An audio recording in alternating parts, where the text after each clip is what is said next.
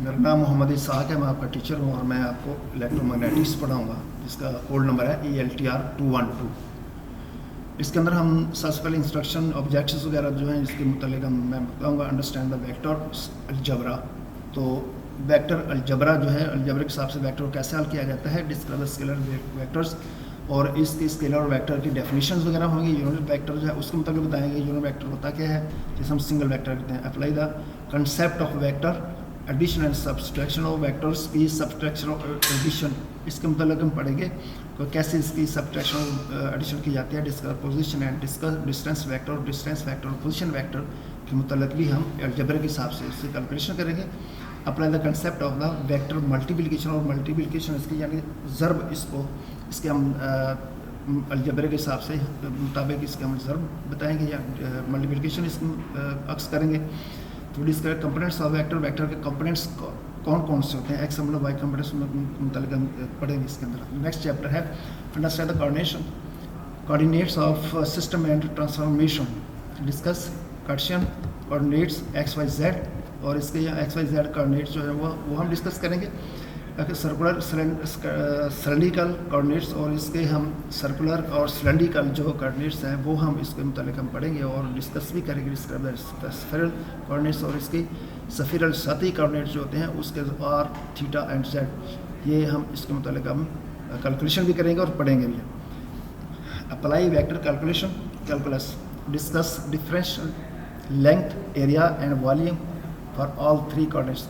3 coordinates होते हैं जिसके मुताबिक हम लेंथ, एरिया और वॉल्यूम, ये हम अलजेब्रा के मुताबिक हम इसको कैलकुलेट करेंगे और इसको हल करेंगे। Describe the line, surface and volume integrals, और इस तरह में इसके लाइन और सरफेस वॉल्यूम इंटीग्रल जो है वो भी हम अलजेब्रा वेक्टर अलजेब्रा के मुताबिक हम इसको पढ़ेंगे।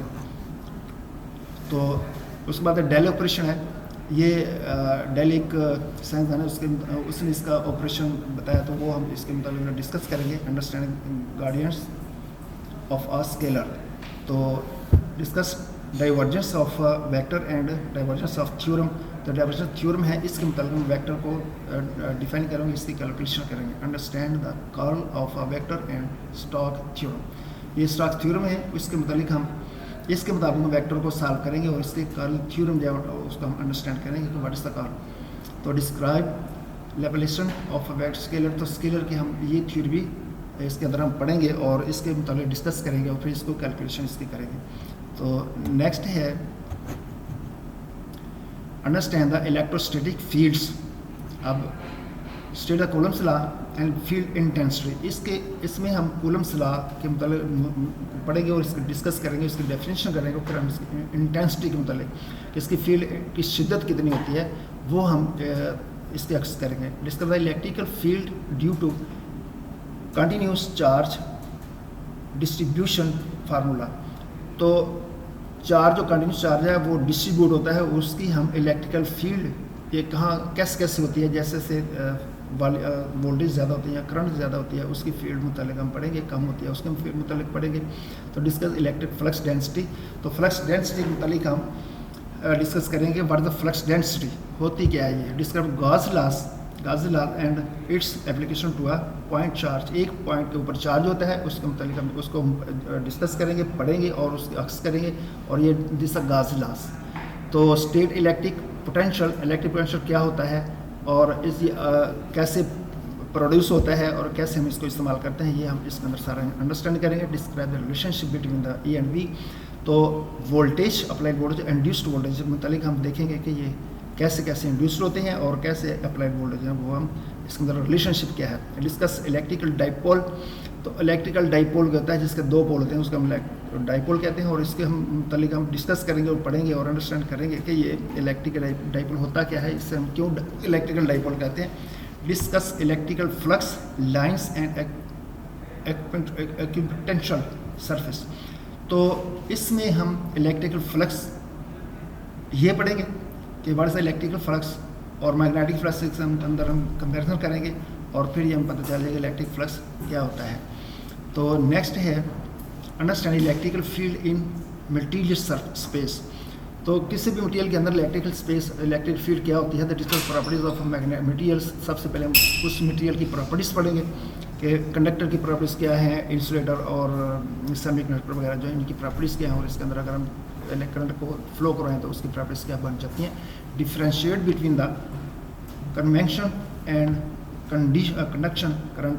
तो ये दो किस्म के करंट होती हैं, जिसे हम कन्वेंशनल करंट कहते हैं और इलेक्ट्रिकल करंट कहते हैं।